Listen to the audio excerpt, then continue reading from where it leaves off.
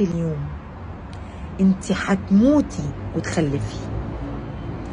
طبعا مفيش احلى من الولاد في الدنيا، بس قبل ما اخد القرار ده لازم افكر كويس الراجل اللي انا عايشه معاه هل يصلح اب؟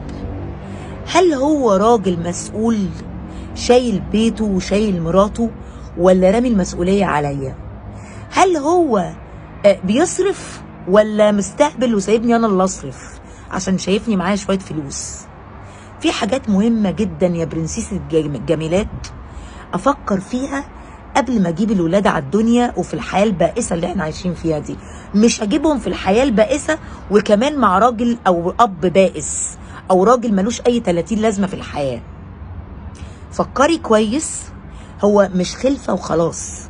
اللي يقولك خلفي، الله الخلفه جميله والولاد حلوين، تمام، بس اديكي شايفه الناس كتير قوي نماذج قدامك اللي مخلفين حاصل فيهم ايه مع راجل مش شايل المسؤوليه وشايل ورامي كل حاجه عليها.